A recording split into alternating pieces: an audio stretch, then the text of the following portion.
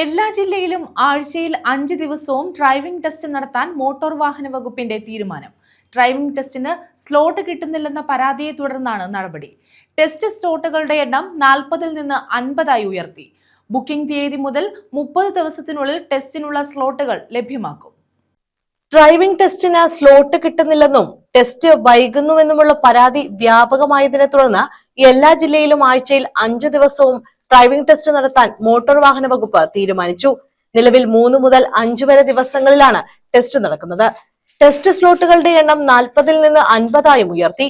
28 പുതിയ അപേക്ഷകർക്കും റീടെസ്റ്റിന് ഹാജരാകുന്ന 20 പേർക്കും വിദേശത്ത് തൊഴിലിനോ പഠനത്തിനോ പോകുന്ന 2 പേർക്കുമാണ് ഒരു ദിവസം ടെസ്റ്റിന് അവസരം ലഭിക്കുക. അടുത്ത 3 മാസത്തേക്കാണ് പുതിയ നിർദ്ദേശമെന്ന് ഗതാഗത കമ്മീഷണറുടെ ഉത്തരവിൽ പറയുന്നു. കഴിഞ്ഞ സർക്കാരിന്റെ കാലത്ത് ഏർപ്പെടുത്തിയ നിയന്ത്രണങ്ങളാണ് ഇപ്പോൾ നീക്കിയത്. ബുക്കിംഗ് തീയതി മുതൽ 30 ദിവസത്തിനുള്ളിൽ ടെസ്റ്റിനുള്ള സ്ലോട്ടുകൾ ലഭ്യമാക്കും. റീടെസ്റ്റ് എടുക്കുന്നവർക്ക് 8 ദിവസത്തിനുള്ളിലും ലേണേഴ്സ് ടെസ്റ്റ് എടുക്കുന്നവർക്ക് 3 ദിവസത്തിനുള്ളിലും സ്ലോട്ട് അനുവദിക്കും. ഒഴിവുള്ള സ്ലോട്ടുകൾ ഉണ്ടെങ്കിൽ അർഹരായ മറ്റ് അപേക്ഷകർക്ക് അവസരമുണ്ടാകും.